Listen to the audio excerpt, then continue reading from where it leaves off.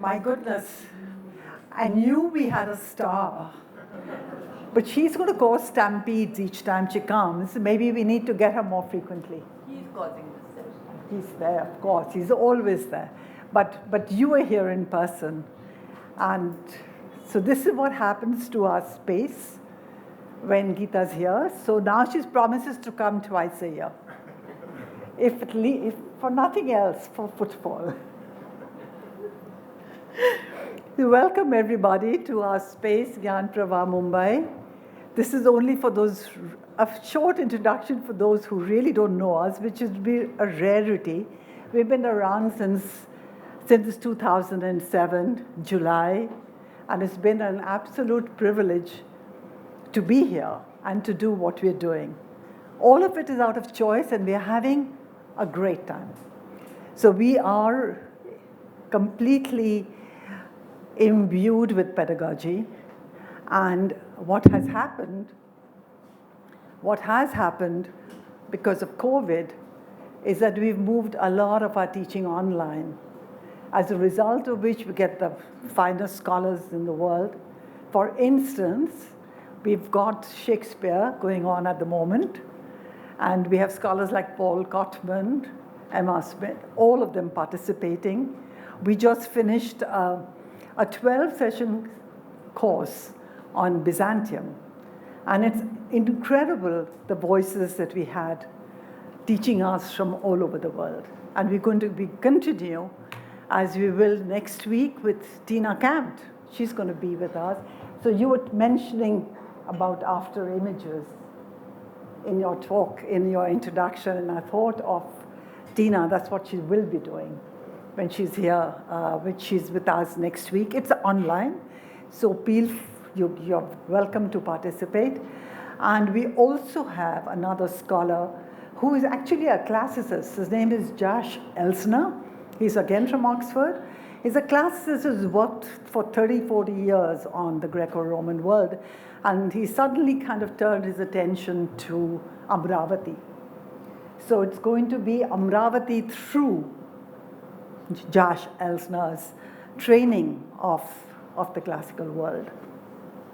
And after that, we have the curator who is putting together an exhibition on the Mongols for the Royal Academy. It opens in 2027, and we have Susan Babai. She's going to be here with us in person on the 10th, 11th, and 12th of November. So it's not going to be Geeta, so I don't expect to see such a crowd, but I hope some of you will come and be with us during that time.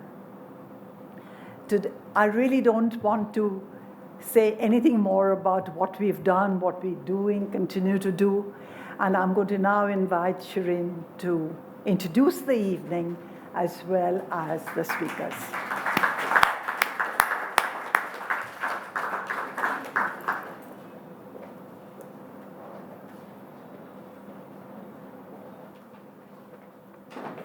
Thank you, Rashmi. I don't know if you remember, but we've done 3 back-to-back. This is our 3rd back-to-back, and Vivan has been central to all of them. So it's serendipity, a word that Ranjit Hoskote taught me many, many years ago. Anyway, good evening to all of you, my friends, to Rashmi, to the team at Gyan Prava, and of course, our esteemed panelists. Each time Vivan fell seriously unwell, and this goes back to 2018, his friends would start a WhatsApp group to inform us of his progress, of the many operations that he would be undergoing. I won't forget, many months into his progress, once he would get better, he suddenly popped up on the WhatsApp group, and he put a portrait of his own back and his very scarred sort of torso, not just the torso, but almost the entire body that you see there. And it was really alarming to see that, first of all, that he pops up and then he kind of exposes himself. It was very startling. Who knew that was the beginning of a new work, a body of work? He didn't know, we didn't know. But it's really been an immense privilege to be a part of this exhibition for the last 6 weeks, walking people around and, living with the show, and doing the walkthroughs, watching people engage, watching them respond, often, I think, with wordless expressions. In all of this, for me, as his gallerist, as his dear, dear friend, Vivan has been ever present. This evening's proceedings have been put together by Geeta, bringing together the 5 speakers who will respond to the 6 stations of a life pursued. After the initial introduction by Geeta, we will invite each of the speakers to present their responses, after which they will all gather together on stage before we open it up to the audience. Before I introduce the speakers, I would also like to mention that there's going to be a book on 6 stations with a text by Geeta Kapur, and we've got our designer, Shana Dastur, sitting here. And while the speakers really don't need an introduction, a quick line. I mean, I see so many fresh faces here, which is so wonderful, new students from different courses. A quick line on each of them in order that they will be speaking. After Geeta will be Nikhil Chopra. Nikhil is a contemporary artist based in Goa who is shown across the world in prestigious institutions. His work is a complex amalgamation of durational performance, painting, drawing, sculpture, and photography. Nikhil, along with H8 Spaces, the collective that he's part of, is currently curating the Kochi Biennale. So welcome, Nikhil. Ranjit Hoskote honestly needs no introduction, as none of the speakers here, but Ranjit is a poet, a cultural theorist, a curator, having curated exhibitions and biennales across the world, and his poetry and texts have been widely published. Ashish Rajadhyaksha is a film historian and an occasional art curator. He's the author of the Encyclopedia of Indian Cinema from the Time of Celluloid, From Bollywood to the Emergency, and many other books. He has co-curated Bombay, Mumbai, 92-2001, the section with Geeta Kapur of Century City at the Tate Modern in 2002. Ashish is the managing trustee of Shergill Sundaram Art Foundation. Anuradha Kapur is a theatre maker and a teacher. In 2013, she completed her term as director of the National School of Drama, New Delhi, where she was also professor and professor of acting and direction, and later taught performance studies at Ambedkar University.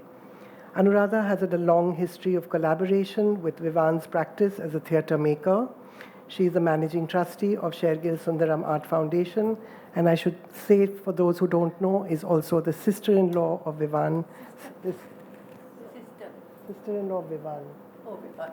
Of Vivan, and she loves to correct me. The sister of Geeta Kapur.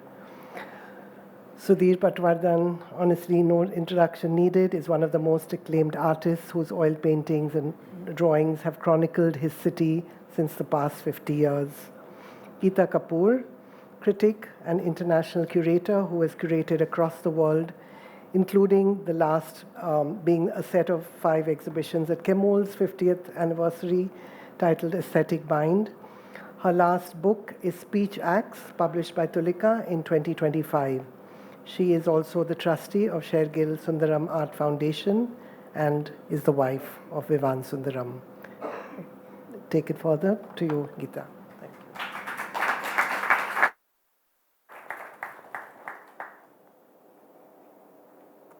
Thank you, Rashmi, and thank you, Shireen and Devika, who are involved in staging this exhibition, and Roshni Vadera, who has been a participant as well in this entire project. I'll start the discussion by saying a few words, a few lines.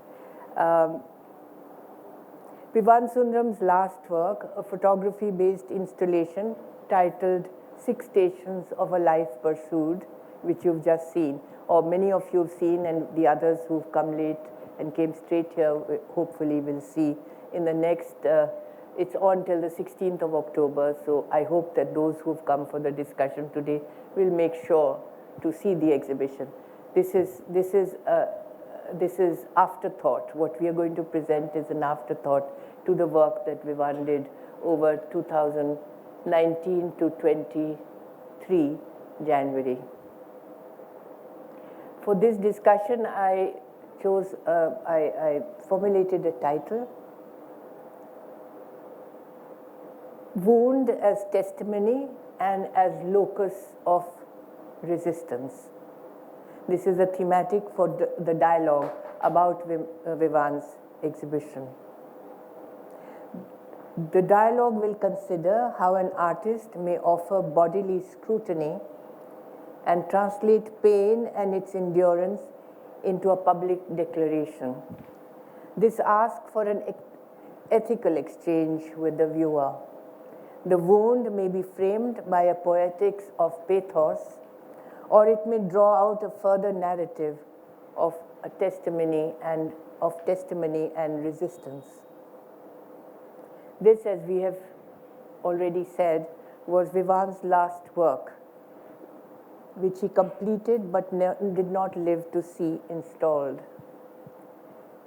This was in Sharjah Biennale 15, which was conceptualized and titled Thinking Historically in the Present by Okwi Envisor, a friend of Vivan, and which after Envisor's untimely death in 2019 was curated by Hur Al-Qasimi in Sharjah in 2023, in the Sharjah Biennale 2023.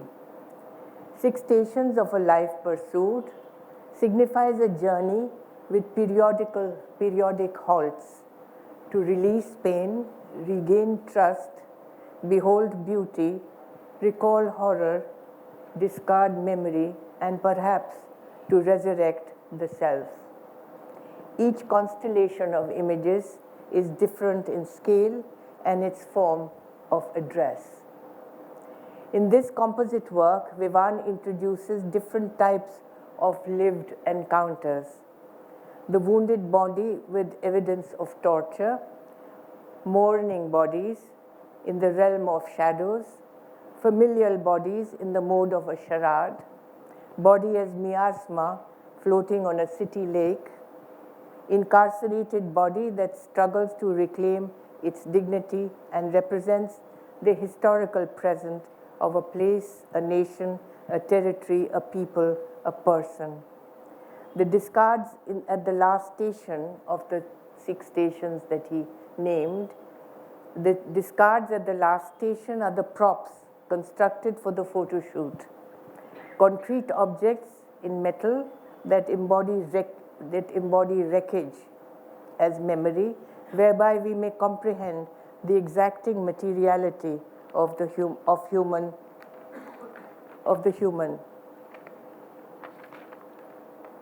A life premised on the terrain of history and rehearsed with activist resolve.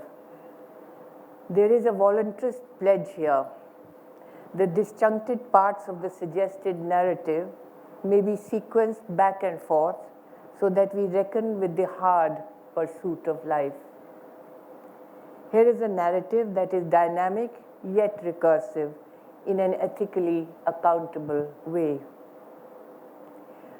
I want to suggest that when I speak of pain and of its redemption and its transformation into an ethics, a social ethics, and moments of historical resistance, I'm not just speaking about Vivan as person, as artist, as body.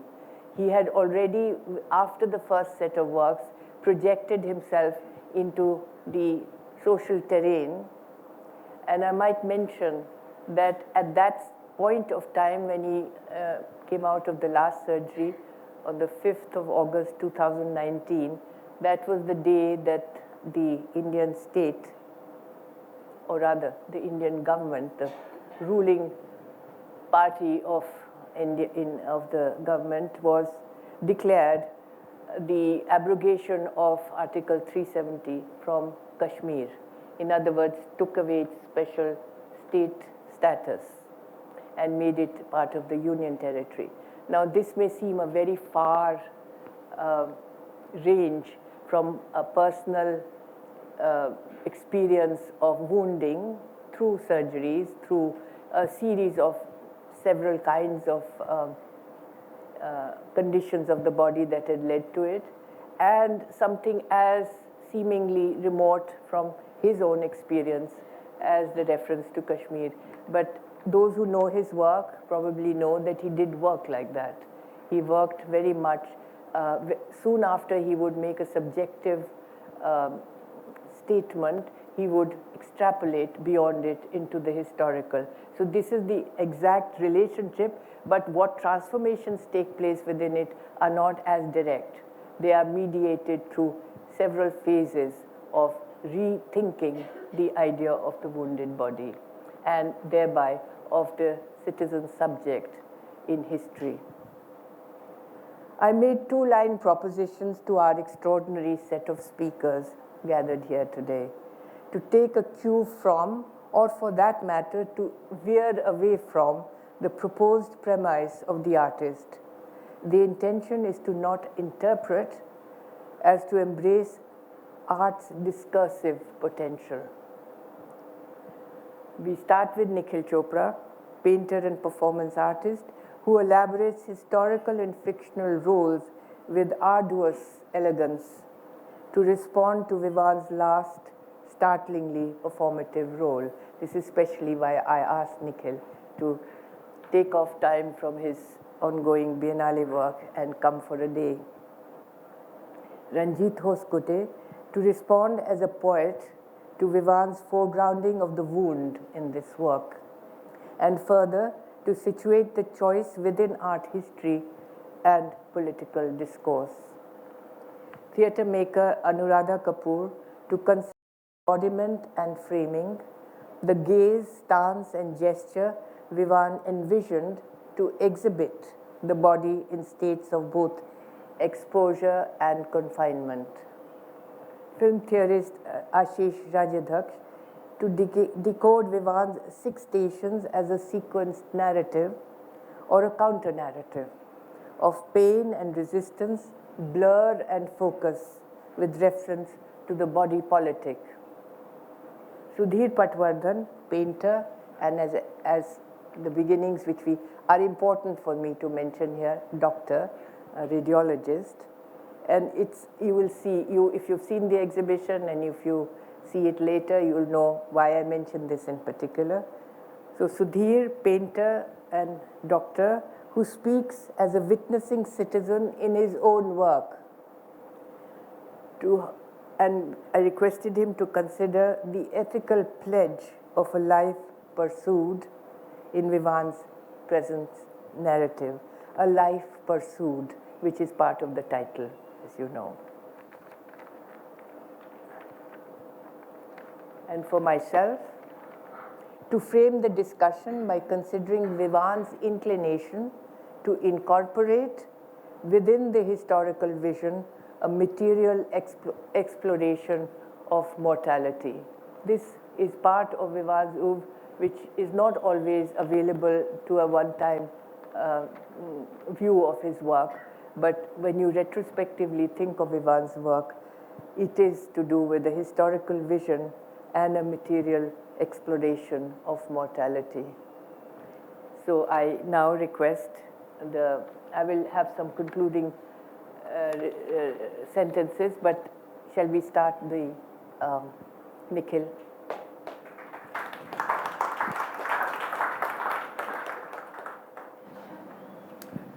Thank you, Geeta.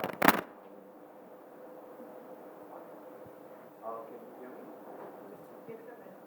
All right. Can you hear me now? Yeah. Okay. Thank you, Geeta. I couldn't say no. As soon as you asked me to be here, I was happy to pack a little bag and be on a plane because I know how important presence is, which is why I've just titled some images that I wanted to share with you, some memories that I wanted to share with you, in the acknowledgement of the fact that actually I can still feel the presence of Vivan in this room, in our lives. He has etched himself in our memory. He has embroidered himself, exposed in our retinas, and we will never be able to unsee that.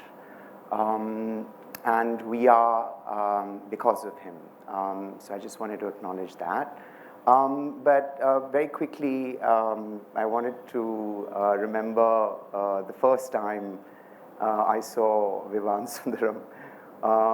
I was in my Bhangi t-shirt and my shorts in college with my Kolhapuri chappals.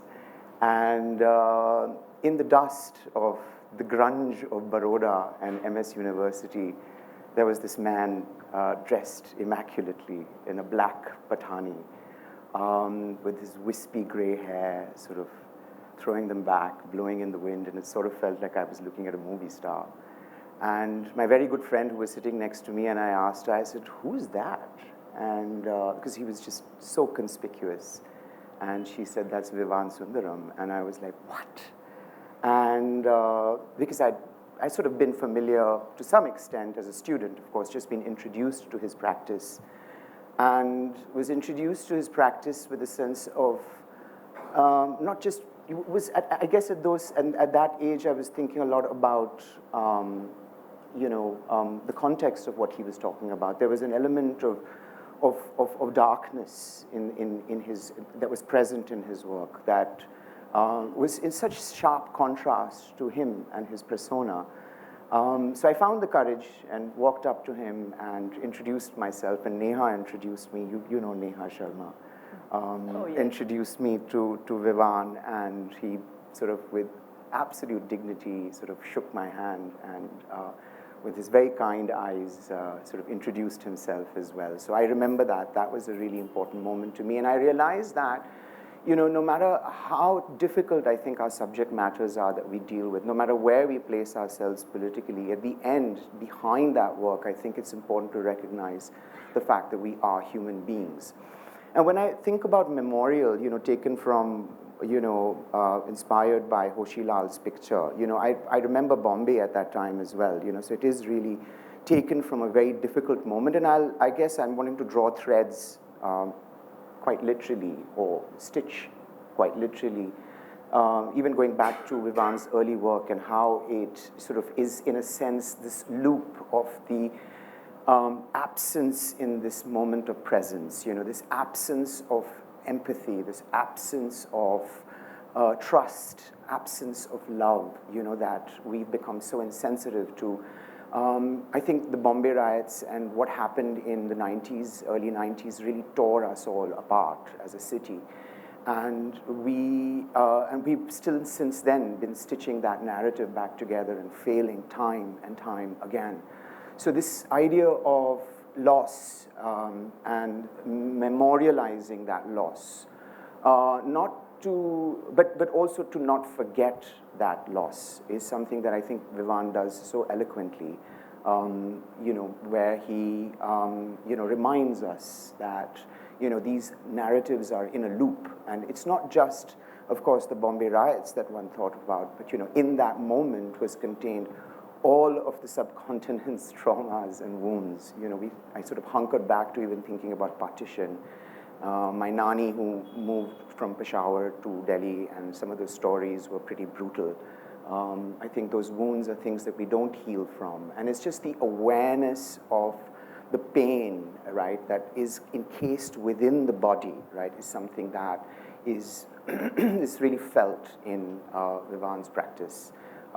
In a very, and I think about it from a very corporeal place. I think about it very much from the place of an artist who uses his body as material, that the pain is a threshold that one has to pass through. It has to become at some point material, right, in a way where, even in this exhibition, but I'll come to this, the more lightness of being, this sort of the other side of the joy of Vivan Sundaram, the play as well, which I found surprisingly interesting, and was overjoyed to come across this series of work as a dance, as a celebration of life and color, but also like, in that very Brechtian sense where, he talks about,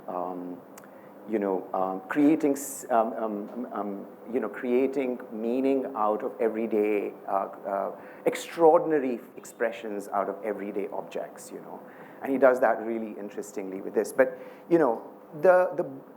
what I can see and I feel really in my own body when I'm present in his work, and I had the chance to actually see Memorial at the NGMA when it was shown there.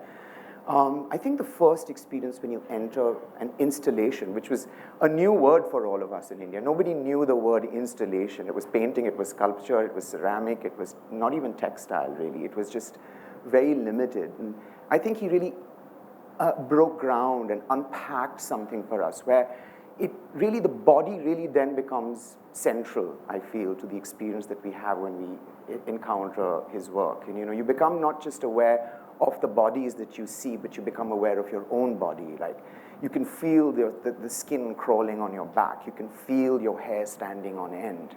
You can feel your breath, and you can feel your own presence.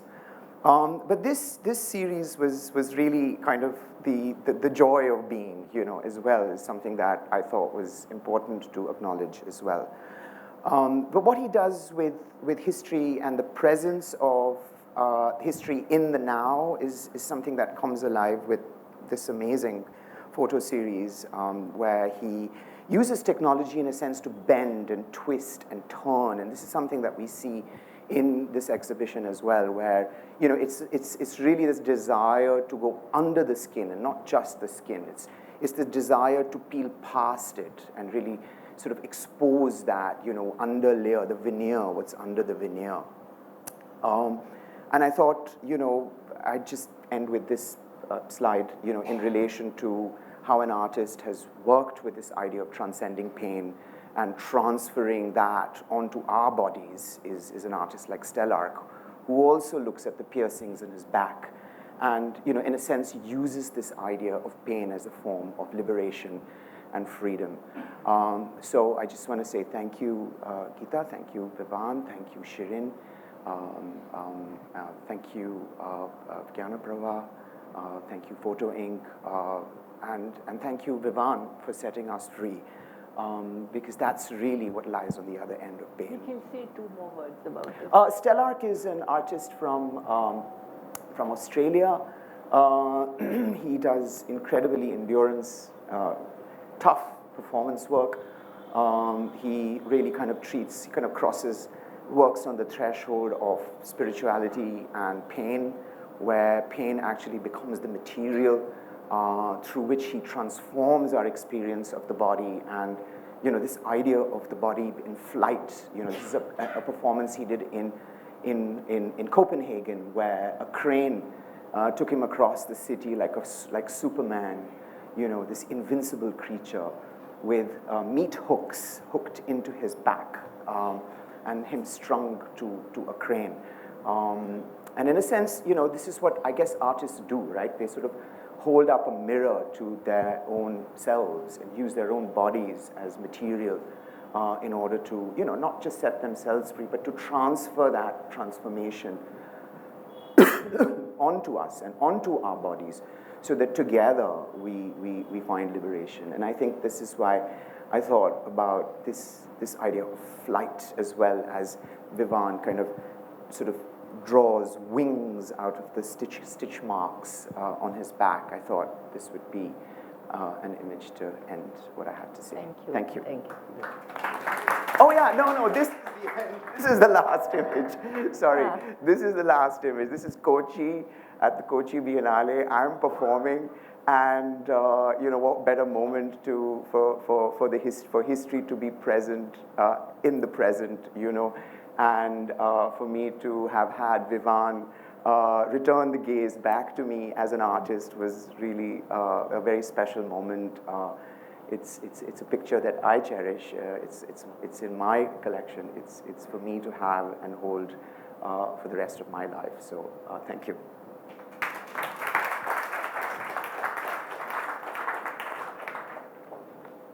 Ranjit Hoskote.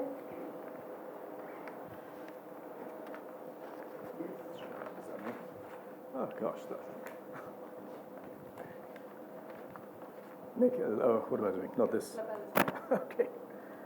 Nikhil, that was marvelous, very moving, and I think as we go along, we'll find ourselves reflecting more and more on what Vivan meant to us and how that unfolds as the years go on. But let me begin by thanking Rashmi and Shireen and Devika and the colleagues at Gyanprabha, Chemould, Photo Inc. for creating this occasion, and Geeta for bringing us all together. This is going to be a montage of, in 3 parts. There's an actual presentation, if you will. Then there's a coda, and then I'll read some poems. Since Geeta, you asked me to respond as a poet also. Just want to interrupt you. Can you hear in the back? You can hear it? Okay. Yeah, okay, great. Okay. I've often gone back to this, especially in the last 2 years. I've thought back to how the very first piece on art that was published was a text I wrote on Vivan, on penal settlement. And this was a long time ago, I was 19.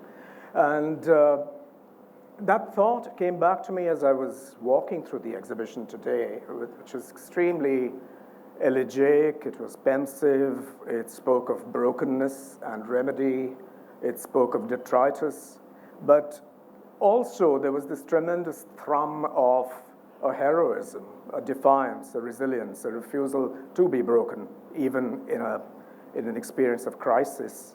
And these are from across the decades, these are qualities or conditions that one is associated with Vivan's work as it's unfolded. Less evident are the festive, the whimsical, the ecstatic sides, and I think here of a beautiful politically oriented series called Journeys, which of course looked at questions, predicaments of slavery, of colonial trade, but at the same time, it was the palette, it was the chromatics, which also spoke of and about a spirit that could resist these conditions of incarceration and of exploitation. And it's this kaleidoscopic Vivan, this practice that moved out in different directions to embrace conditions that we all share to one degree or another, but also certain extreme conditions to which he reached out. And I'm struck by how this entire, literally, body of work has to do with extremity and how one deals with it. I'm not normally given to memoir, except when I'm on Instagram, evidently, Shilpa, as you were just saying. But I thought I'd start with this, because to me, this was my introduction really to the work that has gone into what we see now. And I remember the shock of seeing these early images of Vivan's torso, the torso series. It struck me that, and also there are all kinds of other biographical connections. There was a point when Vivan was recovering the use of his fingers, the graphic gesture, and what he did was to write over and over again some of my translations of the Vaks of Laldied, which I've translated from the Kashmiri. And I found that profoundly moving for various reasons. It was a coming together of two journeys, 2 biographies, 2 acts of retrieval.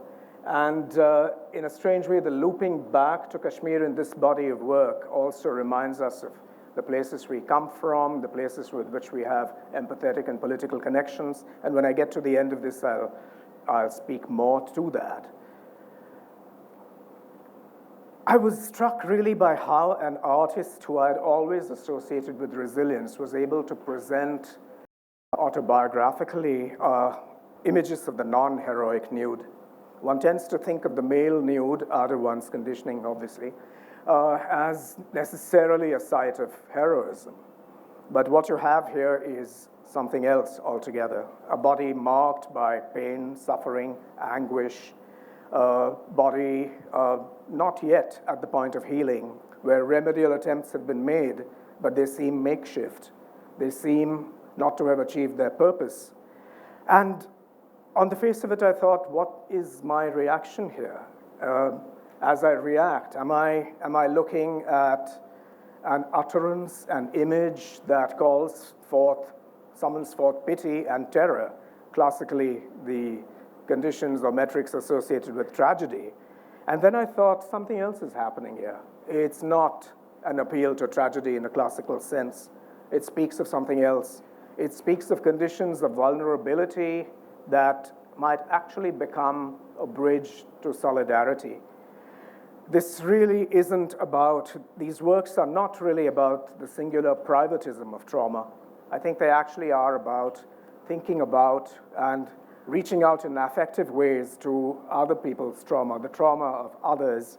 And this is worth thinking about at a time when, for all kinds of reasons, many, many people have yielded to the notion that trauma is profoundly private, incommunicable in certain ways, and that there is a kind of private sovereignty to it, over against all of the historical conditions that we are living through, where very, very clearly it could form grounds for solidarity. And there again, I think this was always a motif in Vivan's work, the idea that one is really never singular, that one's condition is always plural, and it always can be marked by empathy. Which brings me now to a text that I wrote quite spontaneously and sent to Vivan and Geeta in response to these images.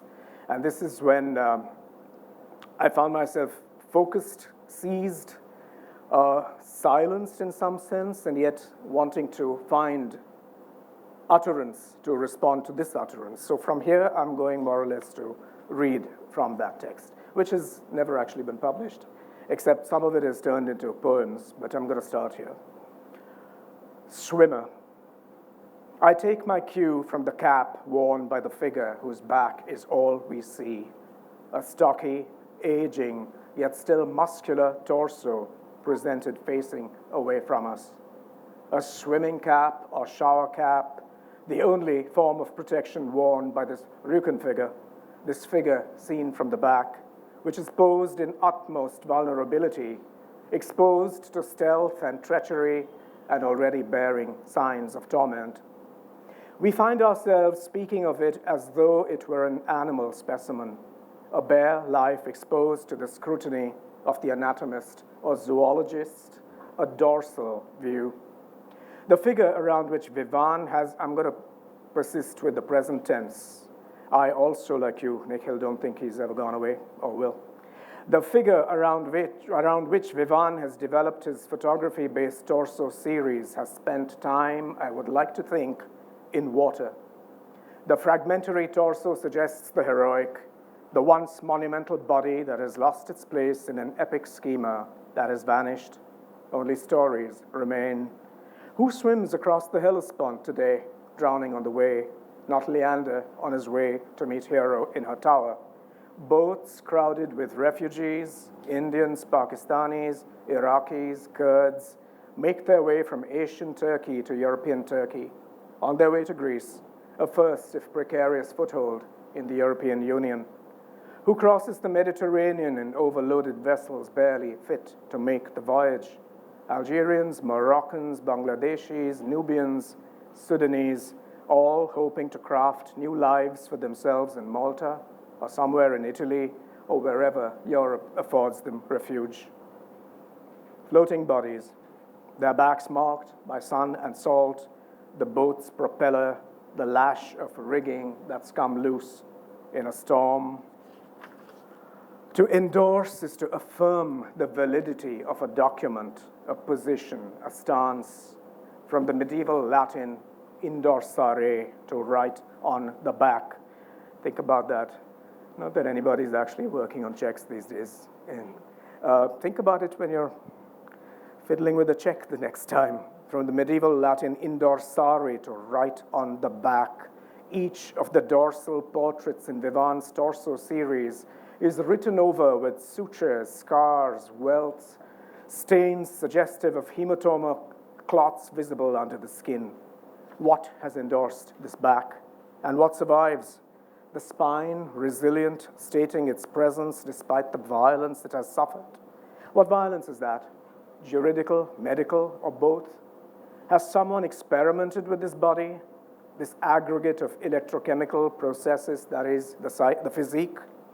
Or do we see here an intensely lived body that is an experimental construct in which heredity and desire have contended 77 years, in which the fiery traditions of all the dead generations, Hungarian, Tamil, Sikh, and Jewish, have contended with the driving will to shape oneself as one wills? It is instructive that both backs and books, volumes that carry writing, have spines. For many of us, at least for those of us who are men belonging to generations shaped, however unwillingly, by a 19th century combination of Victorian paternalism, Brahminical ascendancy, and a martial code of physical toughness, families and schools drill this into us. One's own body is not to be loved and admired, or at least one cannot admit to such self-love. The body is regarded as a vehicle for living, to be toughened through the rigors of athleticism and self-restraint.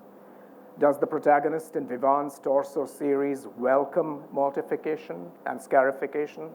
Are these marks to be borne nobly, testimony to a rite of passage, the body heated in the refiner's fire? Whether as teenagers or as old men, will we always face a new rite of passage, always confront, as though for the first time, a challenge to our vital masculinity? 4 plaster casts made between 1909 and 1930, which remained like ghosts of sculpture until several decades later when they were cast in bronze. Matisse's Back series charts the progressive refinement of a male dorsal portrait. The body makes the transition from a reasonable semblance of its physical reality to a monumentality. 2 bifid halves divided yet yoked by a spinal column that falls from the head like a frozen cascade with the solidity of a beam or plow. As we arrive at Back 4, there is no human presence with which we may identify. Take away the pitted texture, and all we have is a hard icon. Vivan's Torso series, by contrast, dwells on the softening of the body and the effects of time on its dynamism. It allows for compassion. It is intensely mortal. It is intensely off and for a species that stares its planetary mortality in the face today. These images are also by way of thinking about adjacencies. What are the kinds of dialogues, the intuitions from which artists work? It's not necessarily a formal art history. I'm asking you to see this more as a Warburgian mnemosyne, where different kinds of relationships open up. Caravaggio painted flesh with sensuous regard, yet also with a healthy measure of skepticism. A vigorous street fighter and hardened knife bars, he knew what it meant to slash at skin and spoil its alabaster finish, to thrust a dagger through folds of flesh, to aim for the organs hidden beneath the sweating membrane, to wait for the moment of puncture and the burst of blood released into harbor air of rotting fish. In The Incredulity of St. Thomas, the apostle probing the wound in Jesus' side is not simply a doubting questioner of transcendence. As those of us who've read Michael Baxendall know, there was a very pragmatic side to the Renaissance and the Baroque. The apostle also appears to be exploring the extent of the wound, weighing and gauging the effect of the gash, what probable reduction it might prompt in the price of the carcass. These are a canny butcher's reflexes of appraisal, except that this is the transcendent body of the risen, the resurrected Christ. Vivan's torso could belong to Jesus, harrowed but not broken by the flagellation. It could belong to a runaway enslaved person, disciplined and offered on the block again. It could belong to a prisoner held and tortured somewhere in a black site somewhere on the planet. There is no price to be placed on this torso, Vivan's torso now. Its value lies in the moral claim it makes on us, the question it poses to our presumed humanity. No man is an island, John Donne, and yet here I am, says Vivan's torso, isolated from the archipelago of community, insulated from tenderness, grief, and compassion. Coleridge, alone, alone, all alone, alone on a wide, wide sea. And I've been fascinated by how the sea and maritime experience is so close to Vivan's imagination from the beginning to these late works. I'm going to close with this coda before I pass on to the poems. This is the Miletus torso, which you all know, and which a school of thought suggests was the piece of sculpture around which Rilke based his sonnet, The Archaic Torso of Apollo. And I'm thinking of the last line of the sonnet, which sounds very Sunday school in English. You must change your life. Sure, why not? But you must change your life. You know, in English translation, it sounds as if someone's moralizing. But in the original, du musst dein Leben ändern. There's a very different, the syntax of German allows this kind of hard emphasis at the end of what's been a fairly mellifluous sonnet. And the verb here is really not just change, it's ändern. It speaks to Änderung, to being the other, to becoming the other. It's not just any old change. It actually is to transform yourself into the other. And I want to hold on to this thought in relation to Vivan's work. By what means, by what surgeries of the imagination was this artist moving out of something that he could have cherished as his own private suffering? And how did that release itself to something larger, to something other? What was that Änderung of Vivan Sundaram? This is something that fascinates me as a question. I also have this image here to think through questions of the whole aesthetic of the fragment, which many of us inherit. First from Winckelmann, who of course was working from evidentiary material, the shattered remnants of the Greco-Roman world, but from which he developed a notion of the fragment as a whole, the fragment that could speak for a whole that no longer existed. And I'm thinking of how that works against the present time when we have to develop some kind of poetics from a politics of dismemberment, a politics of mutilation, of puncture and exit wounds, of buckshot scatter, of gash and scar, as we see play out repeatedly in Kashmir, in Gaza, in Manipur, and in countless other theaters of horror and tyrannical oppression today. And I want to make a segue from that to, I'm just going to read two poems which mark in some way adjacencies and intersections from my own journey, which has also been caught up with questions of tyranny and violence and so on. But I offer them in homage, really, and dialogue with Vivan.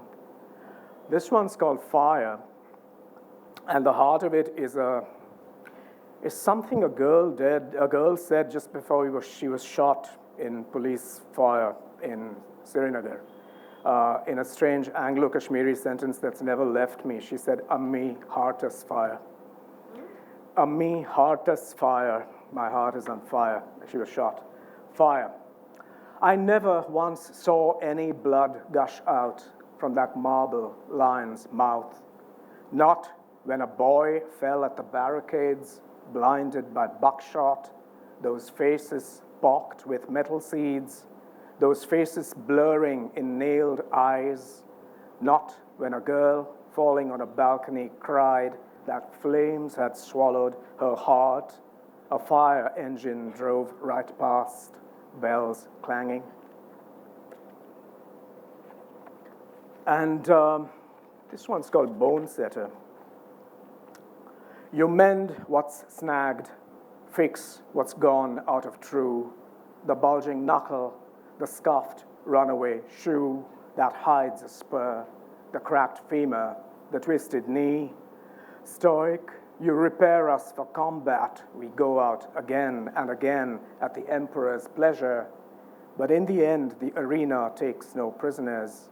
We walk out holding our heads high in our stiff raised hands, your sutures an embroidery of carbon dust. Thank you for your attention.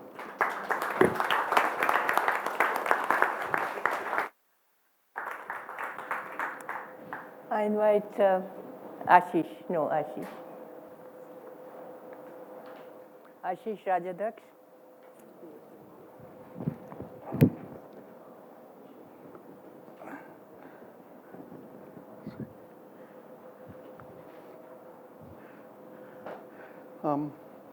Yeah, thank you to various people for making this happen. It's also difficult to follow up from my previous two speakers. And additionally, I don't think I had the confidence to speak extempore, so I'm just going to simply read from a text. This also has 3 sections. This one is called The Winged Angel. This is what we know. We, all of us here, as is obvious, were friends of Vivan and knew him well enough through his last years. Today, however, we are also trying to be objective viewers, maybe even critics or analysts, to try and place distance from the work as we see it here today in the room next. We're doing this even as we try to say goodbye. We know that Vivan had a difficult few years before he passed away, that he underwent multiple surgeries, that his back had been stitched up like rawhide. Above all, we now know one thing, that this was his last work. We know that he was himself too unwell to see it installed, but that he had very precise instructions on how it shall be shown. Much of how it has been shown both at Charja and here, I understand substantially follows his design. This is also then our final image of Vivan as he inserts his body into his work. His sutured back, all stitched up. If the surgeries and the medical complications that followed presaged his passing, we are required to conclude now, today, that this work that we see before us is his last testament, his dying declaration. This was not how it always was. It wasn't how I understood the work when I first saw it. How could it be?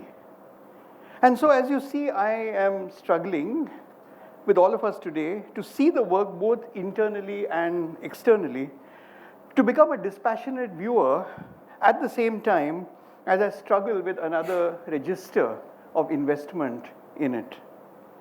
Let me then, as I struggle with this exhibition, as I relentlessly bring it together in my head, both in the way Vivan wanted me and all of us to understand it, and struggle with the situation in which we now find ourselves, let me invite you to my own stations, my own engagement with a short recent history of 6 stations of the cross that has defined the work for me at various times. I begin with what was, as it turned out, the last substantive one-on-one conversation that I had with him. It was late one evening in his study, and we had our little ritual, right, where Vivan and I would have a one-on-one conversation in his study, and then we would meet for dinner. But there was always that one-on-one conversation, and this was, I think, the last substantial one-on-one conversation that I had with him, when Vivan showed me an early work-in-progress version of what we now see as the Sutures series. He had been unwell. He looked weak at times. But I just want to say that there was nothing that evening to suggest any impending health crisis, leave alone the possibility that he might leave us anytime soon. That it was inconceivable that evening that this would be his last work, or that he would one day require us to interpret it as such. The conversation was very much the sort that we'd had over the years, as much about the art itself as about the political moment that we were all in, here in India and on the planet. Vivan nevertheless seemed interested in that conversation in exploring the consequences of seeing the wounds as, in a very real sense, stigmata.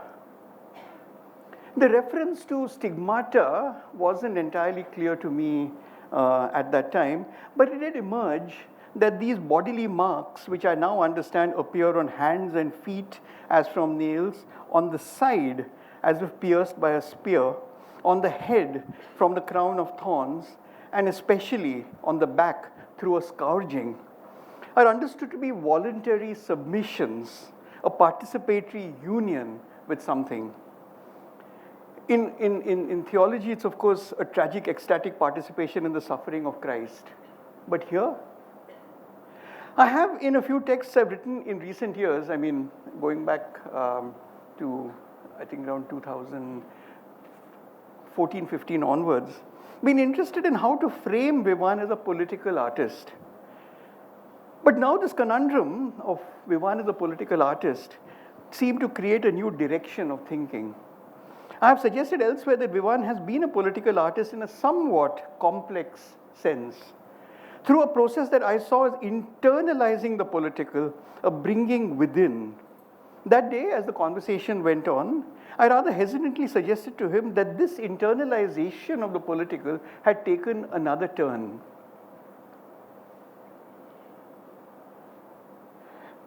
If, and this is actually the winged angel in a very important moment appearing.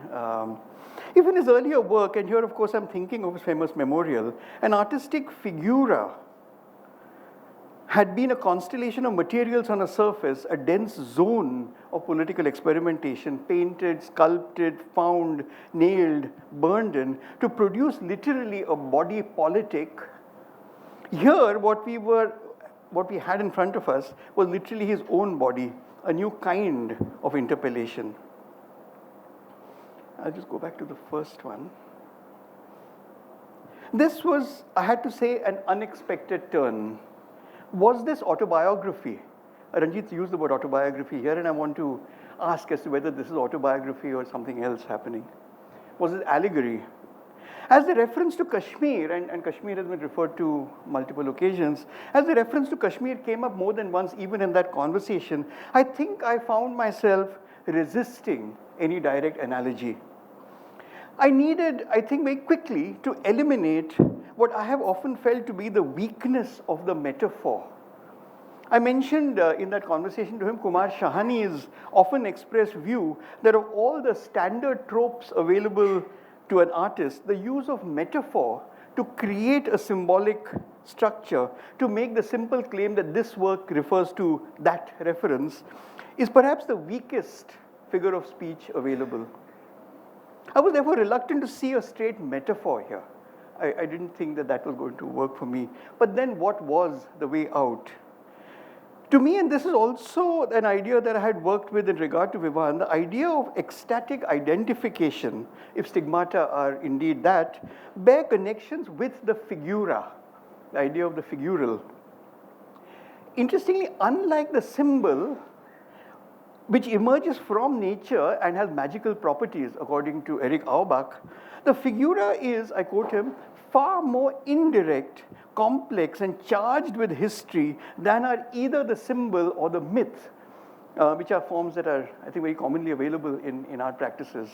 Figural representations, I quote him, have something provisional and incomplete about them, often because, he says, they point to something in the future, something which is in need of interpretation, something that is, going to be requiring this particular intervention there, even though that something is actually in the present. In a way, one problem was solved. I was able to get beyond the metaphor conundrum. The works weren't to be interpreted with any easy-to-hand meaning. We had, so to say, solved one problem, but as often always happens, one problem was solved, but two more were created. One of them was this. If figural representation was a pointing to something in the future, something in need of interpretation, then what future were we looking at here? Could it be that one of the interpretative foreclosures, one of the darknesses we were looking at, was literally the absence of any sense of future in the work? Vivan without an imagination of the future is inconceivable. Yet what future was there? The second section is called The Blinding Light of Sharjah. It was a particularly poignant question that arose, I think, as you moved from the blinding light of the Sharjah landscape into the darker recesses of Vivan's shelter. Going to Sharjah was something of a pilgrimage. As you moved from searing brightness into the darkened spaces of what would now be definitively Vivan's final exhibition, you wondered how you would deal with the encounter, whether you even had it in you to do so. If the question of interpretative foreclosure was one issue, another one arose, which was the risk of bringing the artist's body so directly into the fray. I mean, Nikhil is of course with us, and he can tell us something about performance art, which I think understands the problem well, but yet it remains under-theorized. Is what we were seeing a personal testament of pain, or as always with Vivan, was there something more going on? I want to turn this ambivalence of the body both to previous work of Vivan, and we've mentioned Memorial more than once, and post-mortem, to perhaps, I think, the most significant theorist of the problem that I think is now emerging on the crisis of the body, Frantz Fanon. Fanon, in Black God, White Mask, speaks extensively about the dangers and also the possibilities of objectifying one's body. What else could it be, Fanon writes, what else could it be but an amputation, an excision, a hemorrhage that splattered my whole body with black blood? I did not want this revision, this thematization. He says for him, consciousness of the body is solely a negating activity. He's against this. He doesn't want this. For it creates what he calls a third-person consciousness, the consciousness of an addressee, such as perhaps what we were attempting to approximate to both then and now as we stood in front of the work. At Sharjah, however, there was immediate, if short-lived, relief, along with some small surprise at seeing that Vivan had not come here alone, that there were other bodies too. We had Harish, we met him earlier this evening. He's here somewhere, I think. He's there. We had Imran and his daughters. There was a degree of necessary alienation in the performance that they gave us. Anuradha may speak about alienation here. It is an important intervention, the alienating moment, the alienation. We were continuing Fanon, at least now, surrounded by an atmosphere of certain uncertainty. And so I moved to my final and hardest section, I think. But it was by no means the end of the story. For I now come to the work that I turn to again and again, the work where I finally say goodbye to Vivan. A lake it is, curiously inviting in its blue oceanic womb-like depths, at once a deep void. And the bodies are not one, not four, but hundreds upon hundreds of figures of Vivan's back, all turned. Is that indeed him? Are all those bodies him too? Is this a world filled to the brim with Vivan, as we get a very different idea of shelter? A daira, maybe, a mandala, a rectangular geometric pattern of hundreds upon hundreds of Vivans, sealed into that crushing objecthood. When Fanon turned beseechingly to others, what he found instead was solace. I quote him here. What he found instead was solace, a liberation running over my body, suddenly abraded into non-being, endowing me once more with an agility that I thought lost, and by taking me out of the world, restoring me to it. As the angel swims away, his own back to us, as he leaves us, he is no longer alone. Vivan. He has wings peopled by his own. If there is a future, we do not know it, for it is a void. There is healing here, clearly a voluntary submission to something, a journey that he will now undertake on his own. Thank you.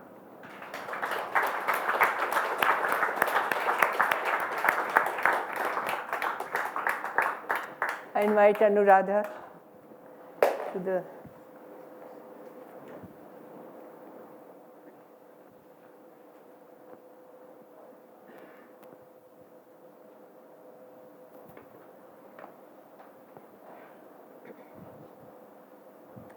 Thank you, friends, for giving me this opportunity to think through some ideas about performance and theatre making.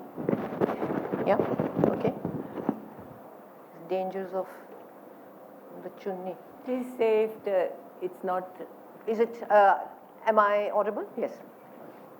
So I'm going to read something, some thoughts on the making of some of the images here, but also of some of the collaborations that I've had with Vivan, which have been, for me, extremely formative in theatre making practices. A torso with suture, wound, welts, injuries that are healing, unhealing, and have been crafted on the body. I experience a shock to the system. These are Artaud's words. And I come face to face with my discipline of theatre making. Theatre and the threshold of death. Theatre and performance is, in some senses, definitionally ephemeral, not to be repeated in the same way ever again. It is precisely this aspect that is celebrated and mourned about theatre. Pushed further, it is the art of dying, a dying art. The immediate understanding of being in the moment for both performer and spectator, an immediate loss or absence, this twinning between ephemerality and presence. Whereas I know Vivan manipulated these images digitally, the tactility of that closely photographed body forces the viewer to think about texture, pores, skin, about matter, material, and materiality. Words often discussed in performance, dramaturgy, and scenography. Words that are meant to counterweigh the place of the actor as a singular meaning maker of the performance. Words that see matter as an equal presence in a story. Slide, please. One image stresses out fiber from the body, turns an anatomical structure into filament. In another, the deep wound is too dark for the light to penetrate. Suture and gut, by which the suture is made. Gut, the way it is drawn out and causes what appears to be joining and tearing simultaneously. Slide, please.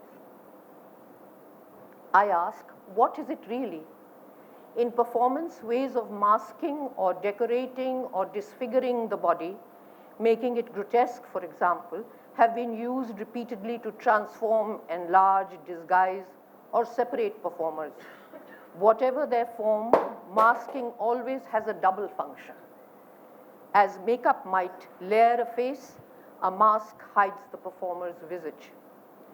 What of the black swimming cap then? Is it a proof of a medical experiment? A necessity for surgery? Is it a death cap? Slide, please. Wounds and scars are part of the crafter's kit in theatre and ask for the concentrated understanding of transformation. In terms of makeup, however, theatrical wounds frequently carry a demonstrative significance. Might we say that wounds are construct the individual and all the while deconstruct the body? The wound, as we know, is a metaphor, but equally material substance in performance. The shape of a constructed gash or a laceration or suture has a long and resonant history in theatre literature as also in performance. I shall give two instances. Slide, please. In Urubhangam, Bhasa's tragedy, Duryodhana lies grievously injured with his thighs fractured by Bhima's crashing gada, and the injury produces hallucinations. Half submerged in water, Duryodhan reflects on the nature of mortality, about a communion in heaven with his family. He sees the elders of his family come in a line towards him to lead him upward to the heavens. In Kavalam Narayan Panikar's production that I saw of Urubhangam, I saw Duryodhan gesture to the sky and call out to his family in a wail-like voice, a sort of lamentation, to come and take him away, to help him leave his mortal body. But Philoctetes, who was a Greek hero, famed as an archer and as a participant in the Trojan War, was abandoned by the Greek army on the island of Lemnos because he had a wound, possibly a snake bite, that refused to heal and smelled horrible as it rotted. He was tricked into fighting for the Greeks again because he had a special bow that was necessary for victory, but that is another story. As theatre maker, Vivan's images are profoundly puzzling, and the puzzle for me as a theatre maker is about temporality. The injuries of Philoctetes and Duryodhan have an end. Do these images have a past, a present, a future, and an end? Next, please. For me, these images are steadily in the present, yet not static like waxworks. These are about being materially present, holding us to a pact other than that which is demanded in the theatre. We are asked to look at the figure unflinchingly, always. And now I move to the other images, and that's on the shelter.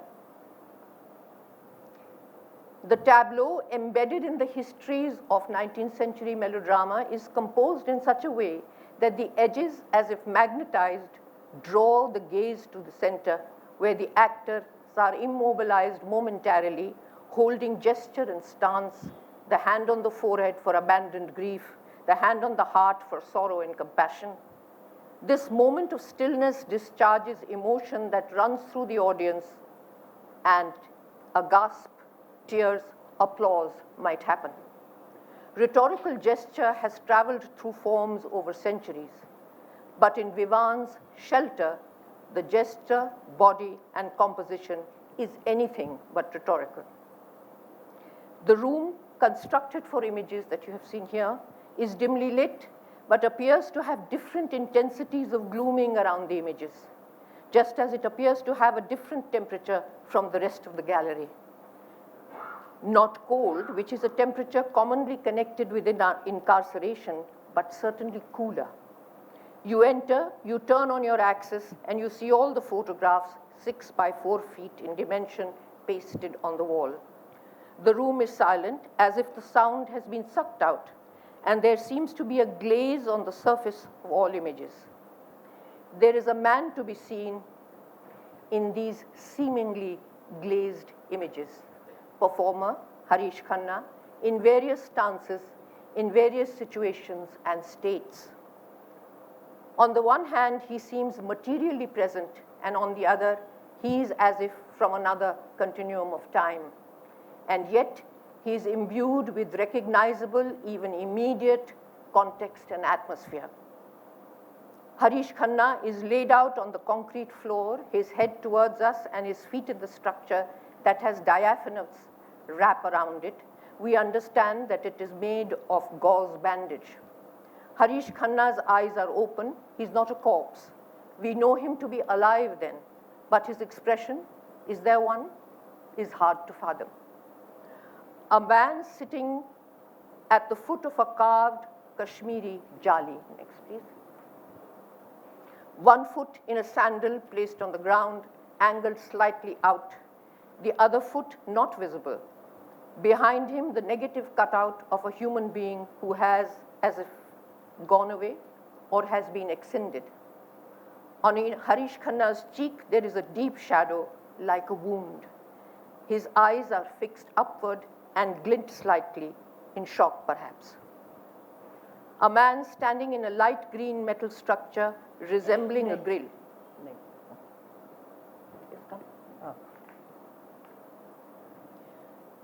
A light green structure resembling a grill, a jali, or a jail. His glaze is dropped onto an apple tenderly held in his hand. Around him, dozens of apples speared into the spokes of the light green grill. There is shattered glass on the floor, as though a rock might have been thrown into the structure. But the actor stands amid the shards quietly. The sides of his lips are tucked in to produce what might be called a smile.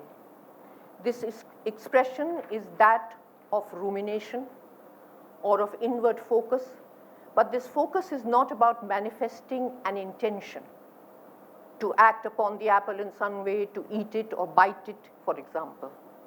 Instead, we sense a suffusion on the surface of the image and on Harish Khanna's body. What is this suffusion? Ambience or aura? When Vivan asked Harish to enter a shelter, I wondered as a theatre practitioner what word I might suggest to Harish that will help him deal with the constructed space. Should he inhabit the shelter? The word inhabit is commonly used in performance. It helps the performer analyze the given circumstance of the space to psychologically understand its context, its social and architectural logic, its consequence. This is a jail, this is home, this is a room in which I happen to be for a concrete and decipherable reason. But for shelter, these directorial cues fall totally short. Vivan did not instruct Harish in any detail on how to behave in the shelter series. I, as a theatre practitioner, also did not, even as the performance was being built and photographed. A little thought about dramaturgy and mise en scène. Harish walks into the shelters, which bring to mind constructivist stage machines. He drops his dressing gown like a sportsperson entering a ring, or a film actor entering a readied shot. Anay Man's lighting is precisely angled, producing glints and shadows.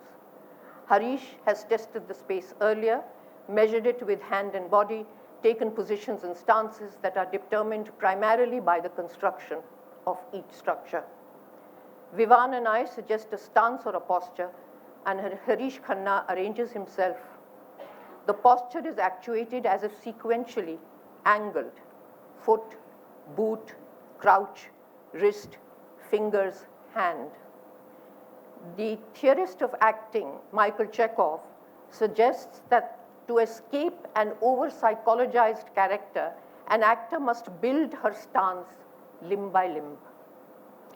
Motivation is that ubiquitous word which pervades popular acting vocabulary across the world, and which indicates that thought arising from the interior of a character is the motor that activates action. By analyzing motivation, you can read the shape of the character's mind and the attributes that have made an action happen. Action, then, is an attribute of character. But character attributes are absent from the figure that Harish Khanna creates. There is no subtextual puzzle, no analysis needed. Next, please. Harish Khanna, in a white suit, looks out of a window that is made up of wooden slats. This is a 3/4 view, Harish's head and torso. He is resting on a table and leaning slightly forward. On his desk are placed the Constitution of India and Nehru's Discovery of India. From the tilt of his head, we can imagine where his eyes are focused on the Kashmiri landscape beyond the window. His head and back are attuned to the atmosphere around him, to the landscape, and to the books on the table.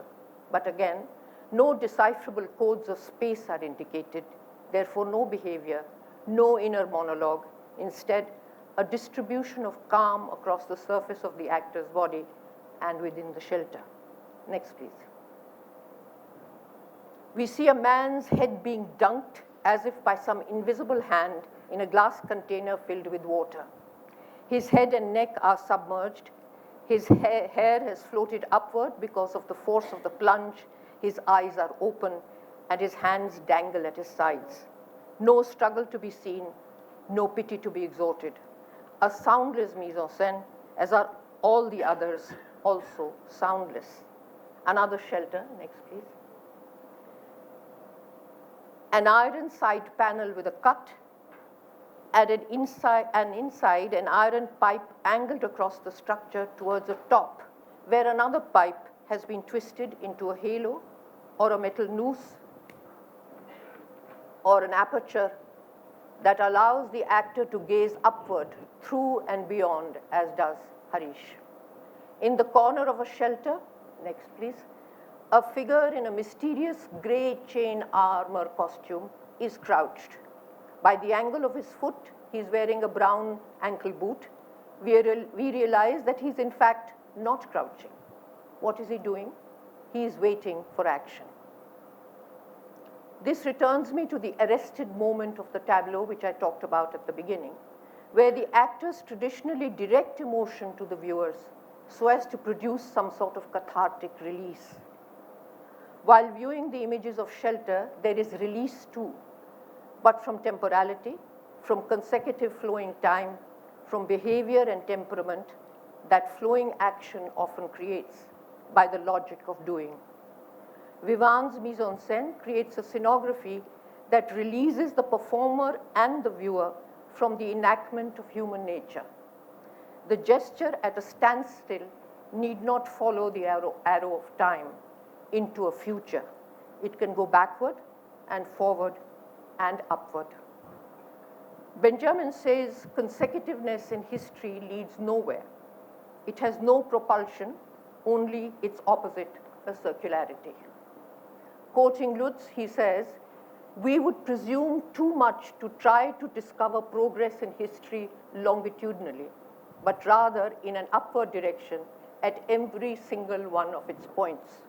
And I quote Benjamin again, "An upward direction at every single one of its of its points, a leap under the open skies of history." Thank you very much.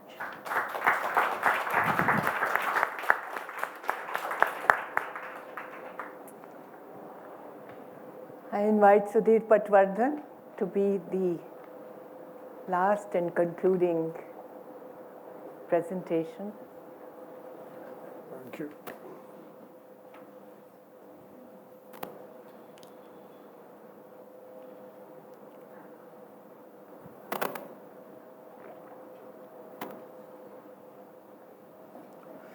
Thank you, Geeta.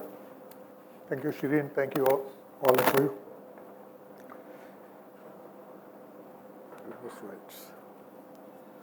A lot has already been said about Vivan's work, about all the different aspects of Vivan's work.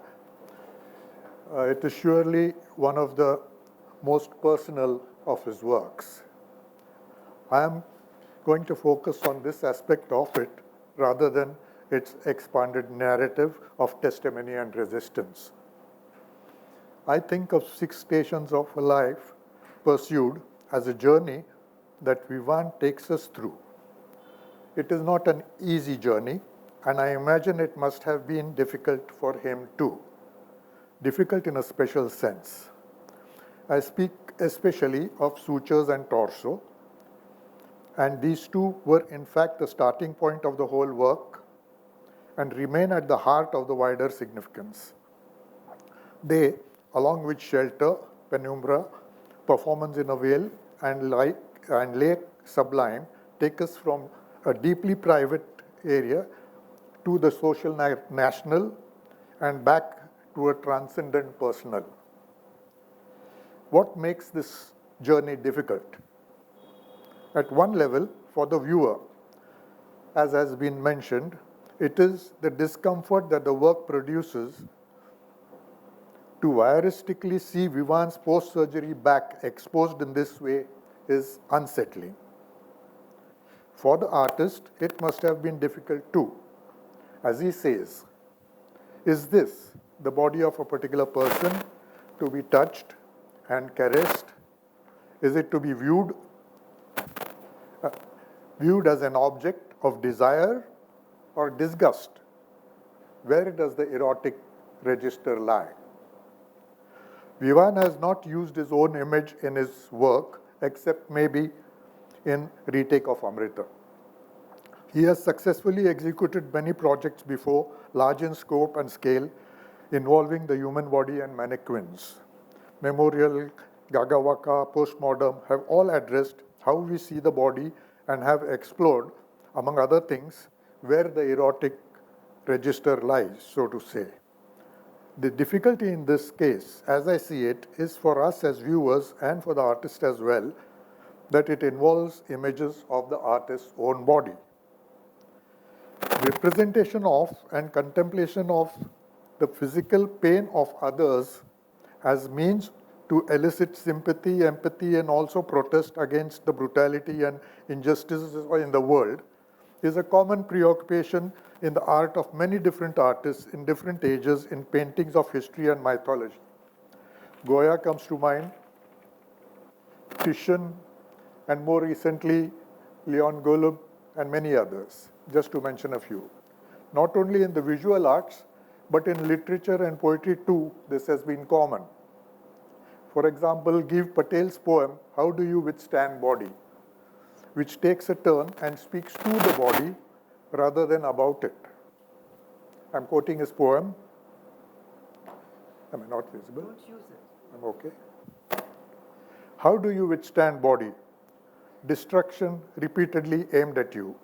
Minutes, seconds, like gun reports, tattoo you with holes. Your area of 5 by 1 is not room enough for the fists, the blows. Instruments itch to make a hedgehog of your hide. It's your fate, poor slut, to walk compliantly before heroes, offering in your demolition a besotted kind of love, dumb, discolored, battered patches, meat mouths for more monstrous kisses. Is this okay? One of the things that comes to mind about 6 stations is the parallel with Stations of the Cross, images of Christ on the day of his crucifixion. This parallel is surely stronger than any comparison with the 4 stations of life in Hinduism. Many artists have painted the Passion, and films showing the Christ suffering in gory detail have also been made. The objective of these images is to help the Christian faithful to make something of a spiritual pilgrimage beyond pathos and towards faith through contemplation of the pain and suffering of the other, Jesus in this case. The parallel with 6 stations certainly holds, though here we are contemplating the artist's own body. The invitation to contemplate the pain and the means the invitation to contemplate the pain as a means of some form of knowledge and beyond is common to both. Whether the image is of another's body or the artist's own, the self of the artist is always implicated in the projection, of course. Especially so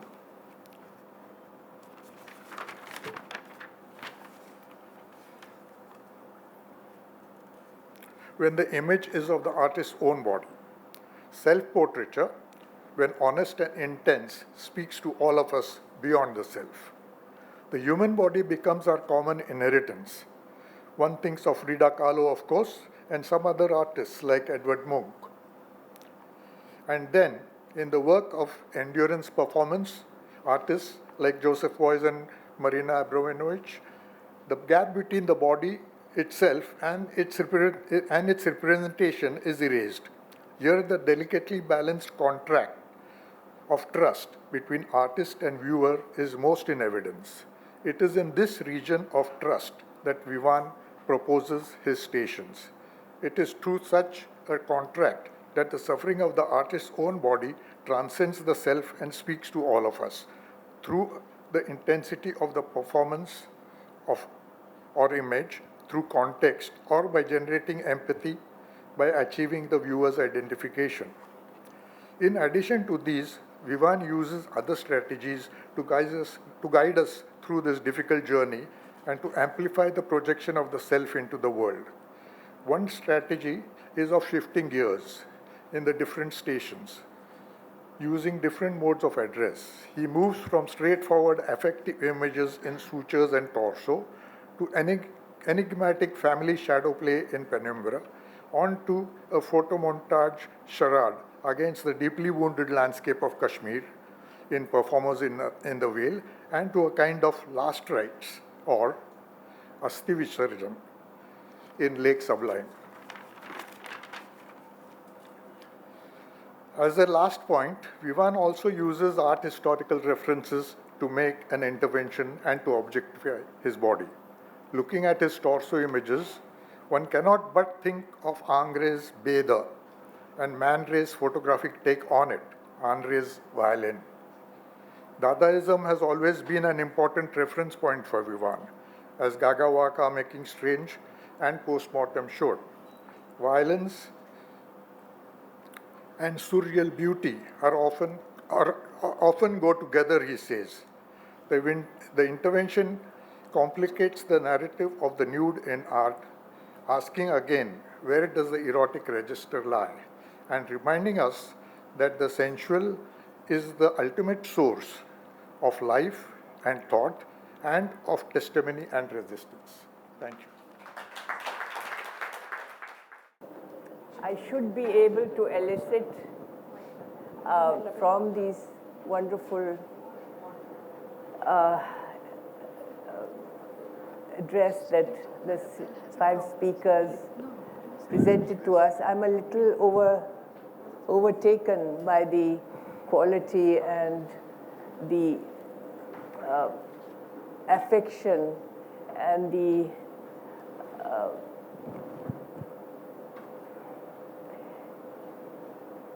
concretization of these very vulnerable works into texts of this kind. And all of the texts were very, very well considered in terms of their structure as well as in terms of their poignancy. I don't know whether I would suggest that maybe there is an internal dialogue here between the speakers and then with the audience. And I would invite perhaps Nikhil to initiate it, or anybody else who has the... Nikhil, just initiate it and others will take it on. Because you were the first speaker, you heard all of the others. And what you think comes out of this articulation, which is to my mind, and Ranjit said the same thing, it's unusual, this degree of articulation on one body of work. I mean, clearly it is because it is a very moving work, because Vivan is no longer there, and therefore we are also reading his actual death into the series of works. So there is an occasion for this degree of emotional intensity and an ability to articulate aspects of his work retrospectively, but also, I think, to actually speak philosophically about mortality. I think all of this happened. So perhaps you or anybody else might start a dialogue. And I would like to, Nikhil, particularly point to you because of the fact that you make your body available within concrete space, but with the possibility of its reading in entirely ephemeral terms. Yeah. So both the space and its concretization and its affect as something which is ephemeral and which will pass like a... Yeah. Yeah, so because, you know, there isn't a way in which to hang on to it. There isn't a permanence to it. And I guess I think a lot about, you know, pieces like Memorial, because I really do kind of lean on this idea of memory and remembering. But I just wanted to bring it back to the panel that we have today, and it just talks about from how many different directions we can approach Vivan's practice. You know, the poet, the filmmaker, the painter, the theater practitioner, and the performer. You know, I think this just goes to show you of how versatile his language was, and you know how. You know, like our reads are kind of layering the way in which we can understand his sort of his work, his legacy, but the extent of how he places his own body in that practice, you know, I feel that And I feel that this is something for all of us, right? Because it's not just my body, it's your body, it's yours, it's yours, it's mine, and yours, Geeta. So, it's really about the engagement of our bodies that we become very aware of. We become very aware of our own presence in the presence of Vivan's work, and that's something that then we can approach it from these various lenses that have, kind of really expanded on how we can understand his work, his life, and his legacy. So I'll leave it to that. I want to insist on one thing. Yeah. I want you to speak as a performer, a person who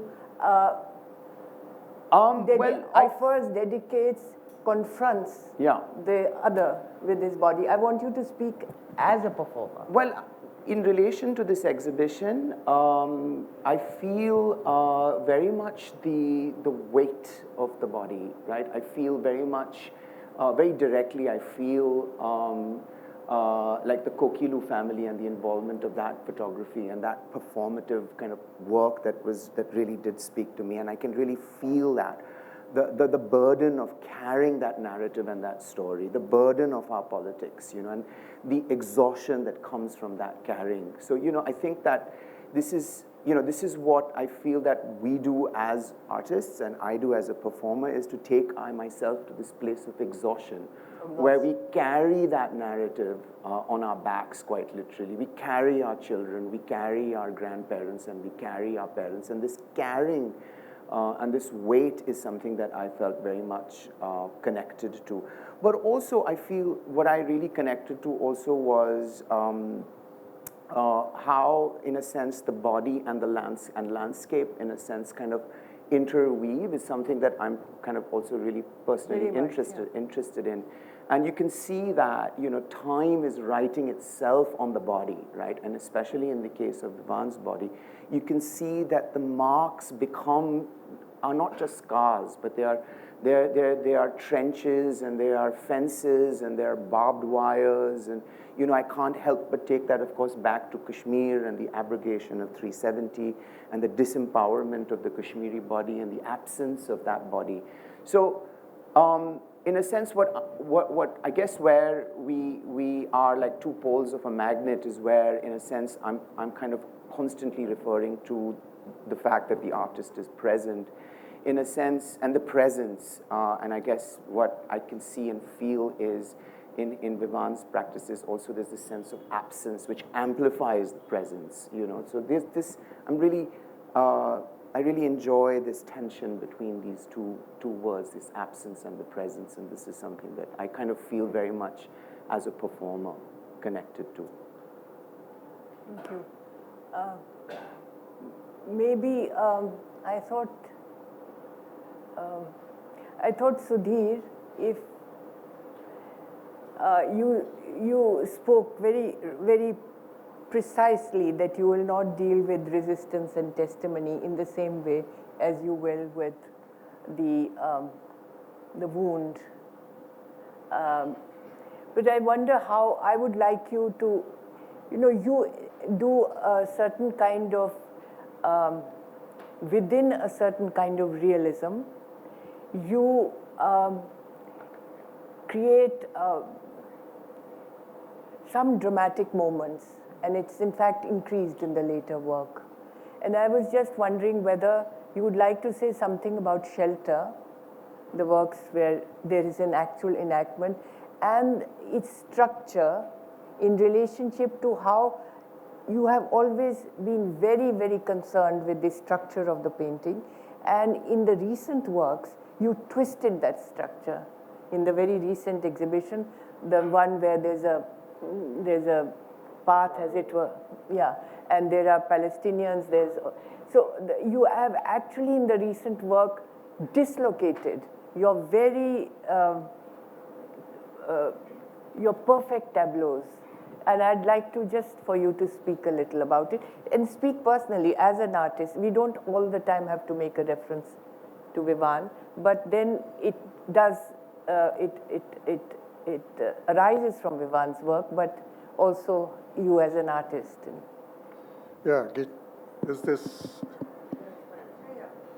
okay? Yeah. So, your observation about that dislocation is very true. And actually, I mean, I've been struggling with the feeling that my work is too structured. And so finding ways in which to introduce the dislocations that one lives with. So that was part of it. About shelter, I was actually telling Anuradha that her reading of those photographs, the close reading of those photographs was very instructive, because when one did see them, one realized that one has not actually seen them. One has seen them as whole rather than kind of broken them down as an actor inhabiting that space. And that kind of brings another dimension to them in that sense, as theater, but also as something that doesn't move, so as a static image. So I think one of the things, one of the reasons why I was concentrating on that aspect of the artist and the other person, like representing another person and representing, or not representing, but making yourself part of the work as a performer, or making images of your own work. The question becomes ethical in what sense? I know that it does become ethical, but in what sense does it? Because we are all the time doing it. I mean, artists are using representation of others, or actors are using their own selves to speak of others. But when one does that, there is some element of the question comes to me because I've always struggled with the idea of where do I kind of the autonomy of the subject and the projection of the artist, the interaction through that.